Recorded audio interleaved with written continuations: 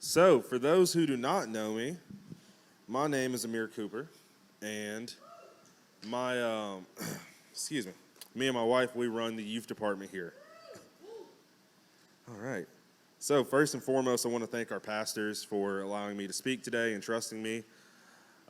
It's something I don't take lightly, but at the same time, we are, as Becky said earlier, we are pastor-free today, so the kids will play. Yeah. Am I technically in charge today? Am I technically in charge? That is a bad idea.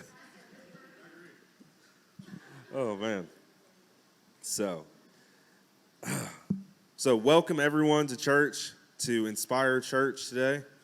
Welcome to everyone that's watching online, whether you're watching right now or a little bit later. To our pastors that are watching online, streaming. Oh, man. So today I'm going to talk about faith. I've had this topic on my mind ever since Easter, and I've just been kind of battling back and forth this week, writing this message. Like you guys said, I have been completely unchecked since Thursday. My wife is out of town as well. All right. So in the past, I have thought, I know God's real. I know these things, and there's many people that don't know him. And I'm like, well, why is that? In so many cases, people refuse to accept the word of Christ because they don't have what they consider proof. They don't have something that they can reach out and physically touch. They don't believe that people hear from God because they don't have a phone number to just dial up heaven. So you can think, well, why doesn't God just give everyone absolute, undeniable proof, and Jesus could still be walking the earth right now, healing people and performing miracles on the daily? Well, I said, in that case, I need to do some reading. So I started doing some reading. I started out with Matthew 28. So this is right after they rolled away the stone and they found nobody in the tomb. Everyone knows this story. So verse 11 through 13 reads, "As the women were on their way, some of the guards went into the city and told the leading priest what had happened. A meeting with elders was called, and they decided to give the soldiers a large bribe. They told the soldiers, 'You must say, Jesus' disciples came during the night while we were sleeping, and they stole his body.'" So let's break that down a little bit. So we're on the third day, and Jesus has done what he said, right? Rolled away the stone, risen from the tomb, walked right out of there. So now people are starting to realize, they're like, man, this isn't a joke. This guy was serious. So, but what did they do? They tried to hide it. They tried to hide the truth. They started a rumor even. Tried to say that his disciples must have stolen his body. So that's the only logical thing. So I asked this question, and I already know the answer. Has anyone ever found themselves wrong about something or done something they shouldn't have and tried to hide it? Maybe we said, oh, yeah, that hair color, that's the one. That's the one. Man, are you sure? I just don't think it's going to blend with. Nah, that's the one. Oh, yeah, that shirt, that costume, for that party, whatever. Oh, yeah, it's going to fit. I don't need to go try that on real quick. It's going to be great. Now you're walking around tight-shouldered up. So I remember the first time my mom told me, notice I say the first time, that my mom told me not to throw a ball in the house. I didn't listen, obviously. Well, in typical fashion, I found out why she told me not to throw the ball in the house. I'm like, well, dang, now I gotta hide it. I gotta take that lampshade. Well, if I take this lampshade and I turn it around, right, put the damaged part towards the back, towards the wall, she'll never notice. She'll never notice. There's no way. The cool thing about moms is they always seem to find out that type of stuff. So now I'm like, okay, she found out about it. Well, what'd she do? Obviously confronts me about it. I'm like, okay, well, cool. Here's what we're going to do. She has no proof yet.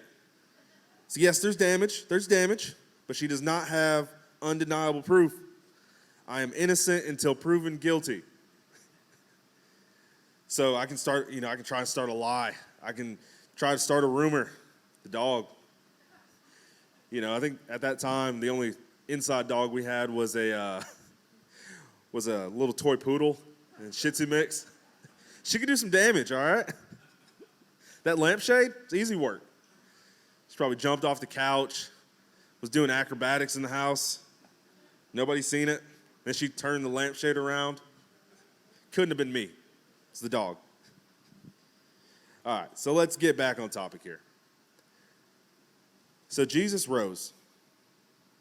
Then they tried to hide it. Because they knew the truth, but they didn't want to accept it, right?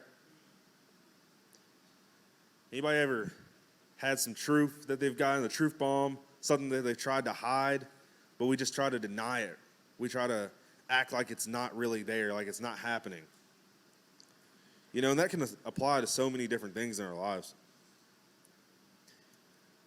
But at the end of the day, they didn't want to accept it. They were in denial. But Jesus still did what he said. It doesn't matter about the rumors that's going on. It doesn't matter about what they're trying to do to hide it. These people that are in power, these leading priests. Jesus did what he said. And if you keep reading on the resurrection, he even gives his disciples proof that he did what he said. He goes up on the mountain, right? And he shows up. It's like, hey, told you so. Told you so.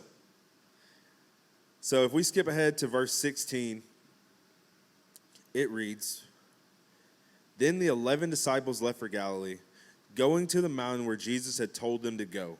When they saw him, they worshiped him. But some of them doubted. And I'm reading that, and I'm like, okay, cool, awesome. Yeah, Jesus shows up. He's there. It's like, hey, man, I haven't seen you in 3 days. Like, what's going on? Like, wow, you really did this stuff. And so you have these disciples, and they're worshiping Jesus, and they're so excited, and they're probably crying and bawling out because they're like, we had faith in you, and we're so, you did exactly what you said, and all this, and that. Peter's probably a little, whoa. But that last part throws me for a loop. Because I'm like, what do you mean they doubted?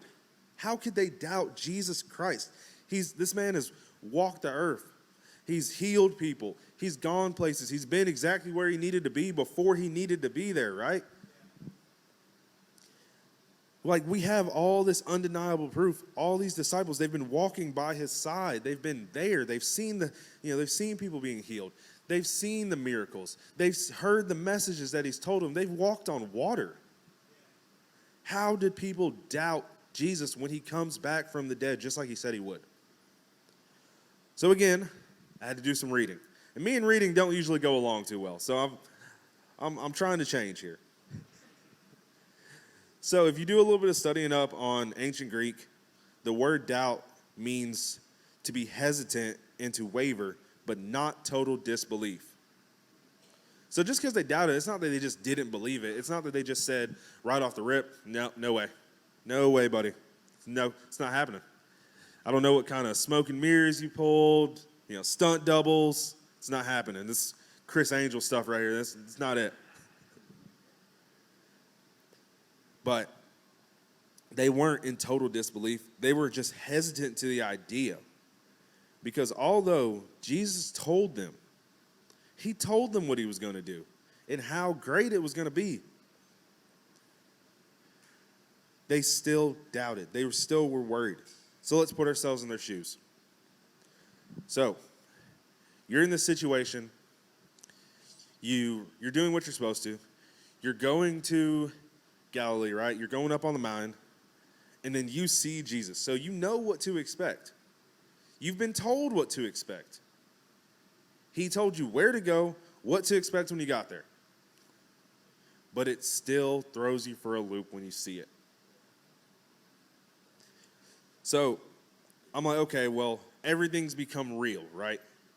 Anybody ever have a situation where something that you've heard about, but then you see it for the first time, and you're like, wow, this is awesome. Like, this is great. Like, this is crazy. I can't even believe that I'm here right now. It's like, this is everything that people said it was going to be and plus some. Well, here's the problem. These people, they're so used to being lied to. They're so used to being let down by those in power. Excuse me real quick. Snag that. Yep, that's great. We're good. We're good. Thank you. So, we're used to people letting us down. I've been let down before. It's not fun. Especially when someone that you trust lets you down. When someone that made you a promise lets you down.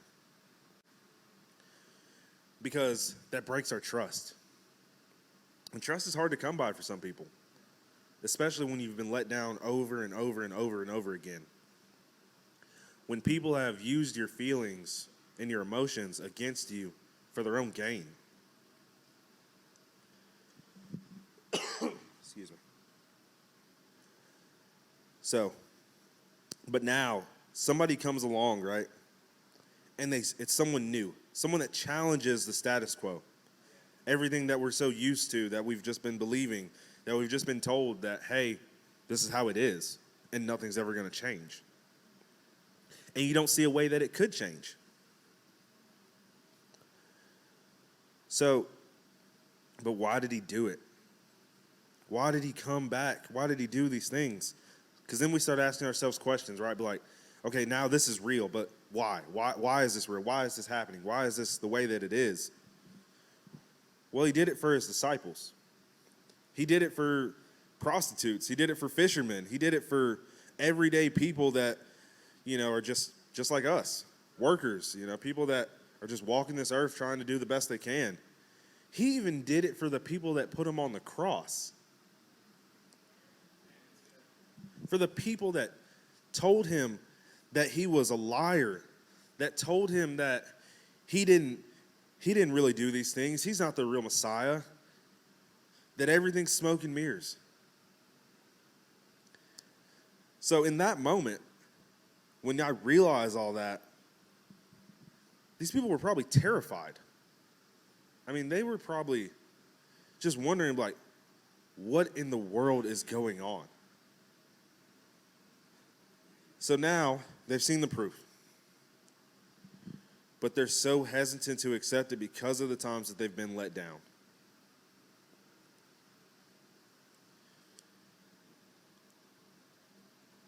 So, in life, we got to have enough faith in God to trust that he's not going to let us down. Because it's easy to say, oh yeah, I believe the promise. I believe what I was told, the words that were spoke over me. But, it's even though it's been said to me, and that it'll happen as long as I'm faithful, I'm just so used to getting let down that maybe I'll just take things as they come. Maybe it's not for me. Maybe my life is not meant to have great things. Maybe I'm just a worker bee. I'm not meant to rise to this or that. People aren't supposed to know my name. I enjoy things the way they are because they're safe, right? Oh, that's a scary one, right? Things are safe. I'm comfortable. Ooh. Because who doesn't like being comfortable? I love being comfortable. I love it. My boots that I'm wearing, I got little inserts in there to make them more comfortable because I got low arches. So I want to be comfortable when I'm wearing my boots. I work on trucks for a living. And man, there's always the biggest, baddest seats out there. And man, every driver, they're like, hey man, my cushion's a little acting up. You think I could get one of those legacy seats? I want to be comfortable when I'm driving. So we always strive to be comfortable in life. But sometimes trusting God takes us out of our comfort zone. Accepting that we're on a journey with God and that all these things that he has for us in our lives are going to require sacrifices. It's uncomfortable. Faith has really been a big thing in the church today, apparently, because if you guys were here this morning, Noah actually spoke on faith this morning in a huddle heat. Then Becky talking about faith and her offering message. Candy praying about crazy faith this morning during prayer.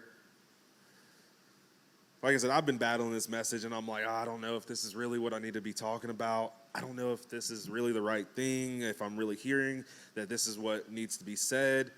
And then, Pastor Brian called me yesterday, and we were sitting there talking, and I'm like, actually, I was like, Pastor Brian, I'm really glad you called because I am struggling. I was like, I'm going through it. I don't know, I'm talking about this. I'm getting stuck here, and I'm like, how do I make this correlation? And I'm just like, I'm trying to do everything on my own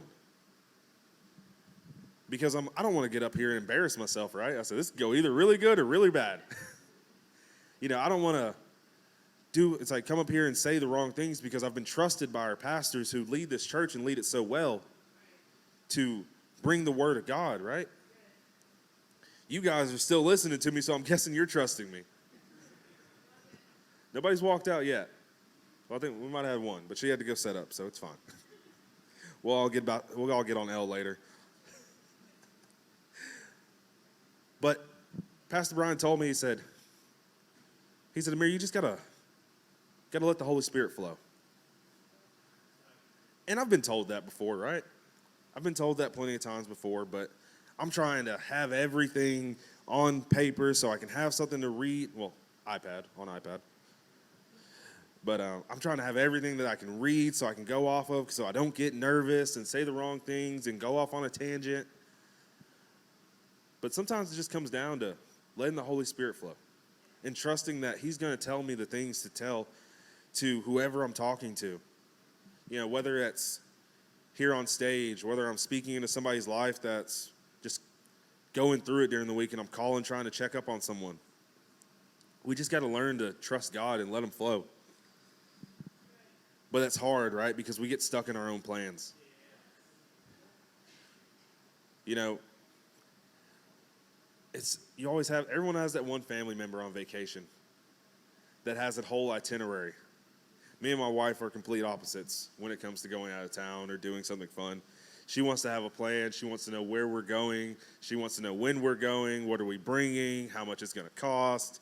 And I'm just looking like, I'll get up whenever, I'm like, yeah, that sounds good. Let's go there. What do you want to eat? I don't know. I just want to drive around a little bit. We'll find something. She can't stand it. Oh, she can't stand it. And I hope she's watching right now and it just drives her up the wall. But sometimes we're like that with God. We want to have our plan. We don't. We want to have a plan and we want to go here and we want to go there, but then God's actually the one that says, no, you're going to go with the flow. I have a plan. I have this that we're going to do, but you're just going to follow me. So let's talk more about faith. Let's get into some more scripture. So keep it on in Matthew. Matthew 21, verse 18 through 22. In the morning, as Jesus was returning to Jerusalem, he was hungry, and he noticed a fig tree beside the road. He went over to see if there were any figs, but there were only leaves. So, then he said to it, "May you never bear fruit again." And immediately the fig tree withered up. And the disciples were amazed when they saw this, and they asked, "How did the fig tree wither so quickly?" Again, blows my mind. You've been walking with Jesus for all this time. He heals people of leprosy. Lets people walk that haven't walked in their whole lives. Heals the blind. Lets people walk on water. I don't know if have you ever tried walking on water? It's not very easy. Me and water don't get along. I typically sink. It's not fun. But then you see something as simple as a fig tree wither up. Because if we're talking in grand scheme of things, that's simple. Because there's so many other things in life all these other things that he's done that are way greater. So after that, we're sitting here, we're amazed. We're, oh God, how did you do that? How'd you do that? How'd you do that? Well, then he tells us. Jesus told them, I'll tell you the truth. Now, I'm just telling you this. I'm telling you the truth. If you have faith, and don't doubt me, you can do things like this and much more. I mean, that's stuff right there that we got to pay attention to, those little words. So then he goes on to say, you can even say to this mountain, may you be lifted up and thrown into the sea, and it will happen. You can pray for anything, and if you have faith, you will receive it. Y'all heard that, right? Anything. Not some things, oh yeah, if I pray for this is awesome, this is going to happen. But whoa, not this though. I can't pray for that because that's too much. That's too much to ask God for. That's asking too much. That's not possible. That's out of God's wheelbase, right? That's out of his specialty. Are you not listening today? Anything. Well, for y'all, anything. You can pray for anything. And if you have faith, you will receive it.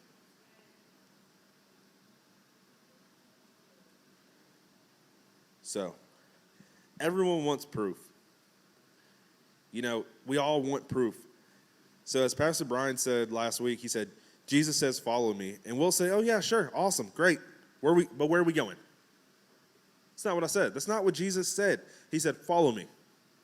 He didn't say ask where we're going. He didn't say, okay, yeah, well, let me get the address so I can pull out my phone and do you prefer Waze, Apple Maps, maybe Google Maps? Got all that. We can go old school. I can pull up MapQuest, print out directions. We can count the miles on the odometer, right? I do remember that. I'm not that young. He says, follow me. Follow me. So God, I'll follow you anywhere sounds great. Sounds great. Until we follow it up with, yeah, no, well, that's cool. Yeah, I want to. But where are we going? Let me work the GPS. So yeah, I'll follow you. But, well, hey, can we stop here on the way? Can we go over here? Actually, if you could bring me by my friend's house real quick across town, I'll throw you about $5 in gas real quick. In this economy? Yeah, come on. But you can't be like that. That's not having faith. Having faith is saying, God, I don't know the destination. I don't know how we're going to get there. I don't know what time we're leaving. But either way, I'm along for the ride. Even if we can't stop for snacks. So, if it's hard to even comprehend that we can do things just as simple as withering a fig tree, right? How can we possibly move mountains? Jesus healed people. And as much as people want to hide it, it is undeniable that Jesus walked the earth. They can call him, oh yeah, he was just a real special guy that people believed in, and he just did some really great things and spoke some really good messages. No. Yeah, that's true, but he was more than that. He come back, he walked the earth, he healed people, he taught people, he saved people, and he died on the cross for our sins. Not just the people back then's sins, not just the people before them, but us, right here, right now. That's crazy. That's crazy to think of. All those years ago. And he's still thinking about us and the people after us. There's a lot that I don't know about God. And I think there's a lot that I'm still going to be finding out about God throughout the years, right? And, I've always been told, if you're not learning, then you're not doing something right. So, Brian, can I get you back up real quick, bud?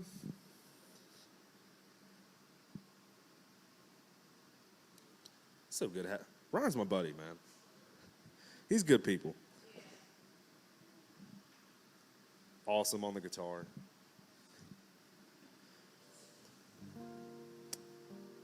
So, the most important thing, well, one of the most important things that Jesus said in his time on his earth was to have faith in him, to believe in him, right? To trust him. Because if he's the way to get to heaven, right? It's through him. That's been said. That's set in stone. That's not something that, oh, well, let's just translate it a little off. No, that's the truth. The only way to the cross is through him. So, I'm going to ask you this today.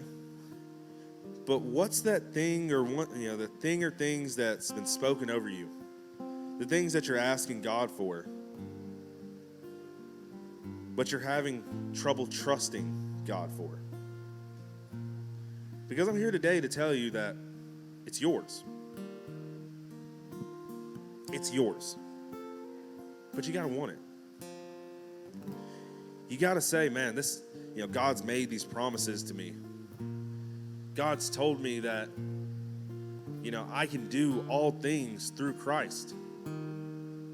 Because it's his strength, not my own.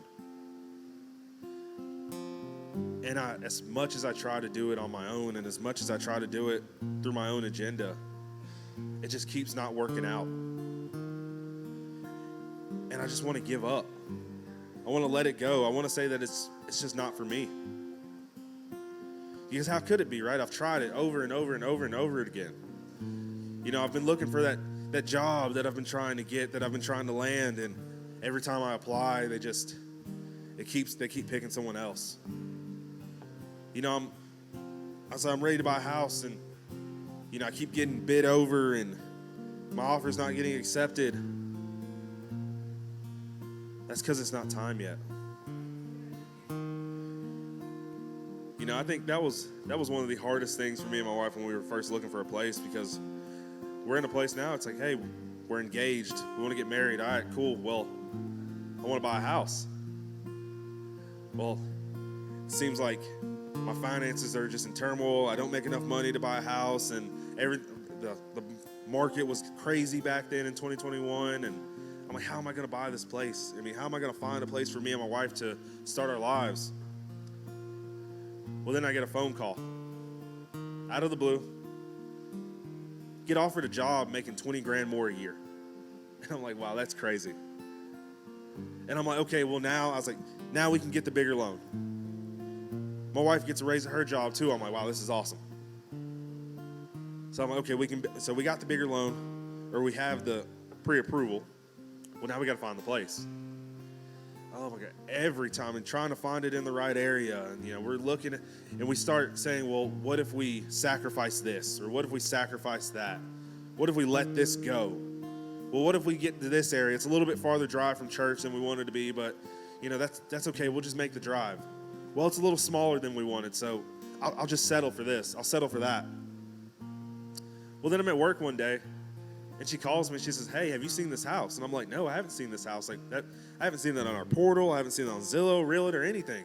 She's like, it just popped up today, but it says it's been on the market for 80-something days. And I'm like, what are you talking about? Like, how have we not seen this? We have been scrolling. We have been, putting in offers, and I haven't found anything. Well, then she says, we look at it. It turns out that they dropped the price. We're like, wow, they dropped the price. They dropped the price 40 grand. And I said, wow, that's crazy. Like, no, there's got to be something wrong. If there's got to be this, there's got to be that. Well, then I was like, well, I'm not going to be able to make it today. I can't look at the house today. She's like, well, let me call the realtor. The realtor's called. She's actually in Loganville at the time. She said, I can meet you right after you get off work.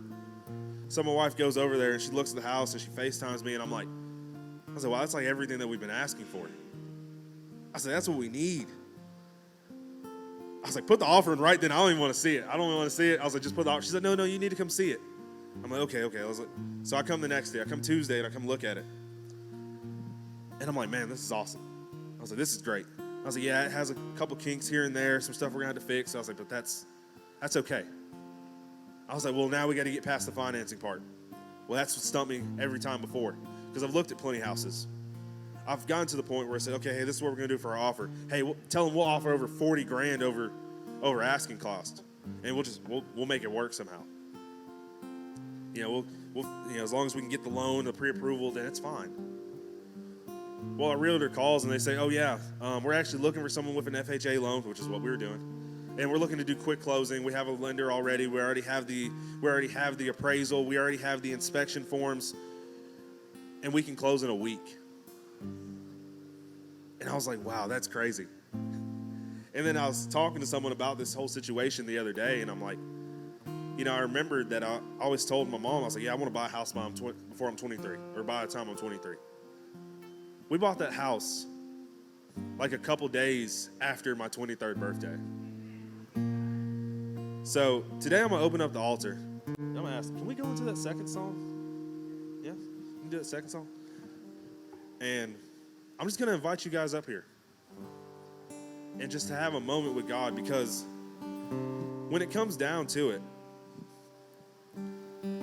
we can be prayed for, we can have words spoken into our lives about the promises that God has for us and the things that are in store for our lives. But God can't start working until we say that we trust Him in the process. So as we go into this song, just be open. If you want to come to the altar, come on up and just tell God, I trust you. I have faith in you. I'm along for the ride. I'm along for the journey. I don't care what time we're leaving, where we're going, how we're going to get there. But I'm there, God. I'm there. I'm open, and I'm ready to go with you on the ride. So if that's you today, just come on up.